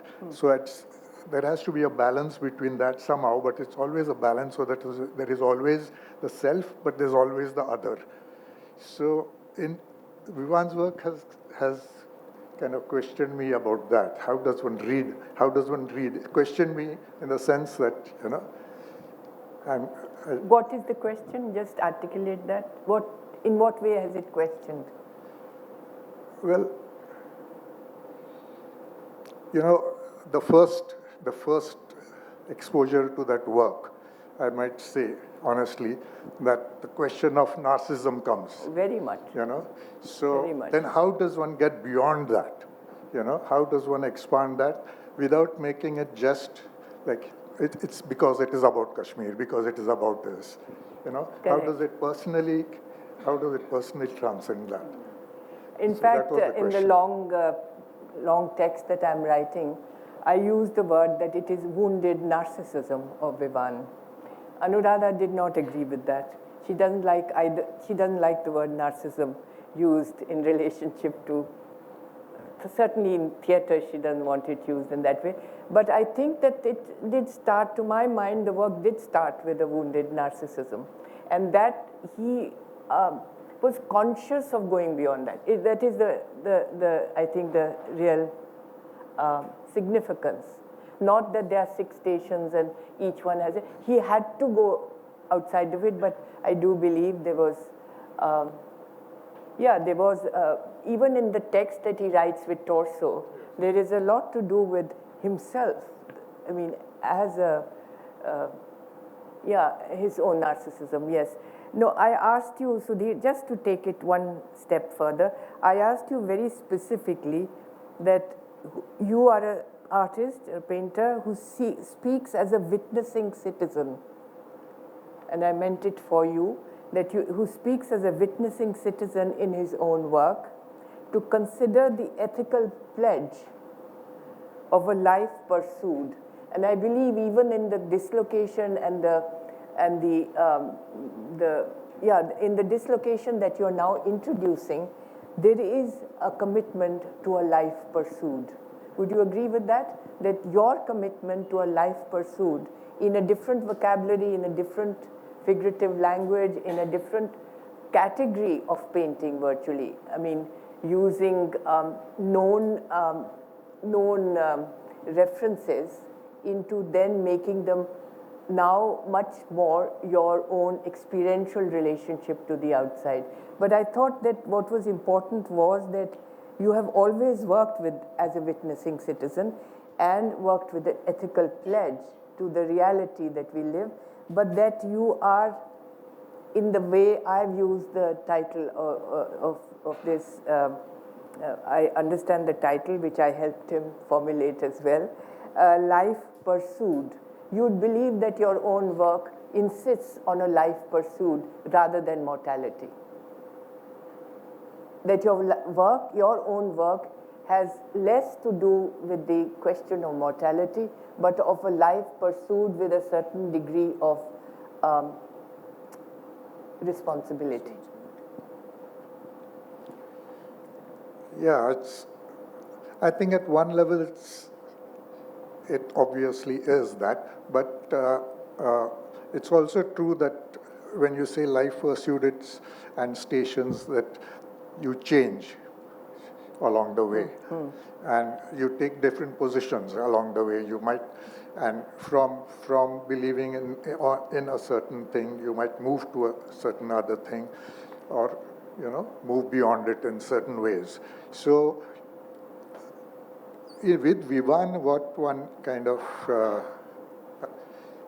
admires is the fact that ethical commitment that you speak of to, as you said, about what future do we have. There was never a doubt that Precisely. there is a future to be fought for. So in that sense, the life pursuit is aimed Precisely. towards.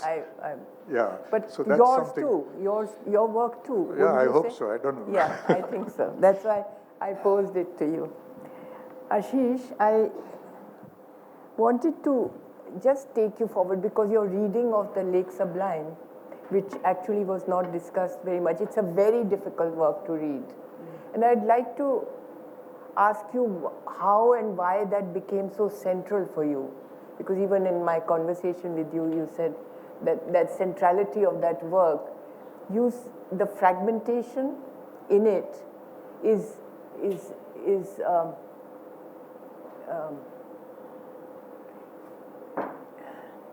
the fragmentation of his own body could be seen as a kind of savagery, but it is not. And I just want you to recall what you have said in terms of why it does not seem to be a masochistic savagery on the body. It is not that, and I want you to just articulate it. Why not? I don't know, so many of you may in the exhibition, but those who have the work called Lake Sublime, which is a large work which is water-based. This I need to tell those who have not read the text. They are thumbnail images of Vivan's torso, which he shredded, which he asked the digital artist to shred and throw into the water. And what was left out, in other words, the contour that was left, was thrown beyond that square. So in fact, the entire structure and the detail of Lake Sublime is to do with bits of Vivan's back. And then the digital artist, who's Kashmiri, Hilal Ahmad Khan, Vivan asked him to introduce elements in it. And Hilal introduced AK-47, he introduced a truck, a railway line, he introduced slogans in Urdu, which would be quite inflammatory. He used the debris or the detritus of the conditions of war that are present and are suppressed within Kashmir, and Vivan wanted those there.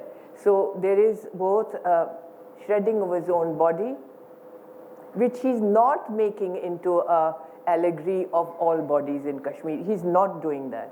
He's not suggesting that every Kashmiri body is fragmented and thrown into the water.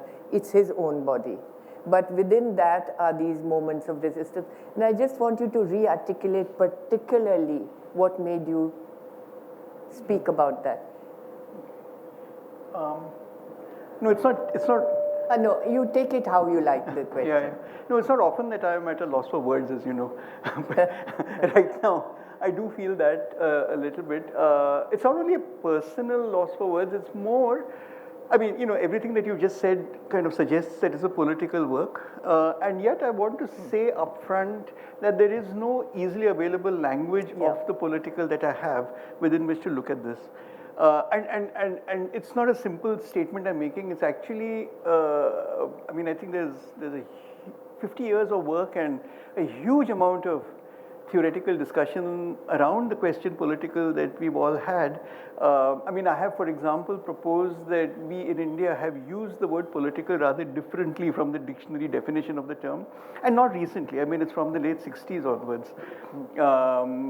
This idea about how we encounter the political, the space of the political, the role of the political within a kind of, shall we say, a desacralized body, and the manner in which that particular body, or what Agamben would call bare life, or this idea of zoe, this term that comes from Greek, the idea of a certain kind of body that is actually almost pre-cultural. It's a purely physical entity that has its own existence, and it can't say anything more than the fact that it exists. How that actually becomes socialized, citizenized, and eventually controlled by the state apparatus, for example, itself has been a really complicated question. And it's an even more complicated question in the way that Vivan, for quite some time now, actually has been engaging with this question of the political. There are different works that he, I mean, many of us talked about different works over the years that he has done. But here, I really felt he was going somewhere else. I don't know enough about that. I mean, the point I wanted to make was that, as I was saying, when one encountered this work, when he showed it to me, there was nothing about the fact that this was going to be his last work. Now, it indubitably is. So there's a big shift that has taken place in the way that we would have seen it when he made it and the way we are seeing it now. But this work seems like a last work. It seems like a work where he is actually, to use a phrase that was used in this very space by Adil Jasawala, trying to say goodbye. That where something has happened in which you have this extraordinary proliferation of Vivans as he goes into a space where we cannot follow him. It is a place of plenitude. It is a space, to use Fanon's phrase, of solace. He's found some resource there that I need to understand, because there isn't. There's no political vocabulary to talk about that right now. So I would just be, I have, as has been suggested already, resisted the easy analogy with Kashmir, not because I don't get it, but because I think that artists make too easy an analogy with this, that, or the other, saying I'm talking about Syrian refugees, or I'm talking about, climate change, or any such thing. And I think that the complications that arise when a certain practice and a certain investment by an artist into a certain, shall I say, vocabulary actually extends to that register of meaning. That is where the question is coming up in my head. Sorry, it's a long and complicated way of saying I don't know what to say. No, but what you said was that it is a work where Vivan, we cannot follow Vivan into that space, and I think that is probably a very very poignant way of saying. I never thought of that. I never thought that work is where you cannot follow him. That he's fragmented his body, he's made it into lace and lilies, he's made it into guns and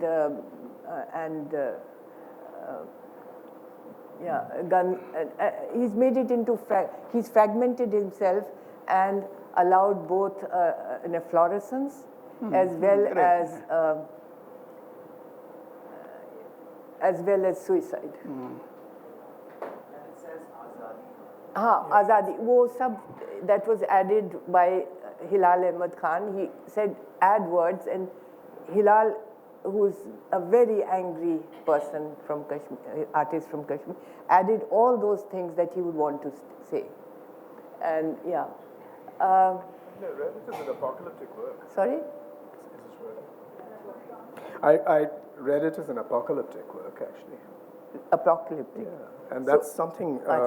Say that. Yeah. No, express it. Express it now. No, I was just thinking that what is that gesture and why do we lack a vocabulary for it? I think, I mean, I had that same question. I mean, how do you read that gesture when you confront it, as you do? So for me, at least one way of thinking about it is what is the nature of life when at any moment you could just be blown up like so much shrapnel. It's not about something being about Kashmir. I don't think any of these works can usefully be said to be about something in a one-to-one way. I think the importance of work like this is precisely like you said, it's figural. It's what? It's figural. It is, it suggests that it could be a bridge to meaning, it could be a bridge to predicament. But when I thought about the sublime, and I'm focusing also on what the sublime can be, the sublime is also that which classically, it produces awe, it produces terror, it produces incomprehension, you're disoriented. But the gesture there also is somehow, like you said, a daira or a mandala. So is that a scattering of the self in an act of immersion? Is there a way in which one can think about it as a visarjan, a return to manyness? So these are some of the thoughts that I had. But also the nature of the body as it appears, the torso. I thought it was a body at once profaned but resacralized. I mean, Really? it becomes sacralized precisely because it has endured suffering and continues to, it's the opposite of a tabula rasa. It's a tabula that is repeatedly being inscribed with violence, and for eccentric reasons of my own, I'm preoccupied with sacred contexts where this kind of voluntary suffering or reenactment of moments of suffering actually then builds into the ground for resistance. I'm specifically thinking here of Shia processional, for instance. Yeah, well, self-flagellation. We've talked about it, another context. But it seems to me that these are ways in which the vulnerability of the body is announced, but it also is presented as a way forward to reconstituting this body as a way of presenting resilience in a certain way. And that becomes its own utterance. So these are registers I would think about, something of the elegiac, but also the apocalyptic and the resacralized. Yeah, thank you. Anu, I want to ask you something you might not expect me to ask you. I want you to just use two theatre practitioners and theorists in relation to this work of Vivan. One is Artaud and the other is Brecht. I know what you feel about Artaud, but I want you to express it. And so, I mean, your reading of the gesture in Shelter and your reading of, or which you spoke very differently on, but of the wound and the in Artaud. Just speak a little about it, because it will frame our understanding of why and what. And if you do not, for instance, agree with these two references, then why not? It's very tough thing you put in front of me. Artaud, as we know, is concerned about the visceral in ways which he exhorts the audience to drop its understanding of being passive and placid in an auditorium. And he has many ideas about that, one of them being that you should be on a swinging chair, that you should be able to see all sides. And the other is that you produce a performance which he says should be visceral, which should cause you to shake all your limbs, but certainly also your inside, and all the organs of your body must not necessarily tick-tock in connection with each other. But I think that the poetics of Artaud are, I think, different from what I see here. They're also, I think, different in some senses when you look back at his work now, is that Artaud provided an extraordinary release to both performer and viewer. But I think that what now we, running side by side, I think the two extraordinarily important theorists of the 20th century, one is Brecht. But I think what Artaud and Brecht are putting together is a kind of understanding of experience of the reader or of the audience. And I think that one of the things that seems to me to be part of the experience of viewing this is that it is I wouldn't use the word visceral. And I think I wouldn't use the word here, visceral, because it is doing other things to the body. The visceral presumes, at least in a very surface reading of Artaud, is that it actually upturns the inside out. He calls at one point his body is inside out. And I somehow feel over here that that's not the case. It's about surface in ways, about the skin and about surface in ways which I'm not sure goes towards Artaud, but I think it might go towards Brecht.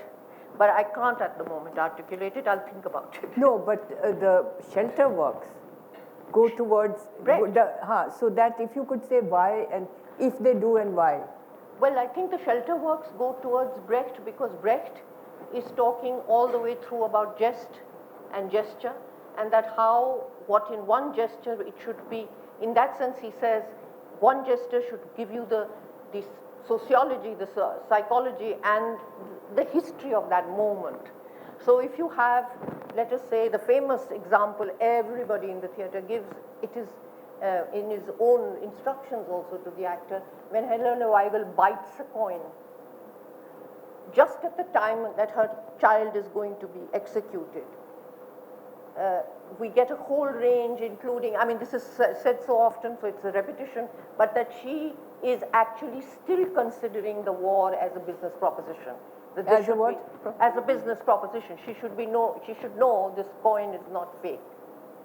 So that one gesture is telling you about her, about the turnover of the word mother courage, about the war as a business proposition, and about what happens to her as even just that one delay in biting that coin leads to the son being killed.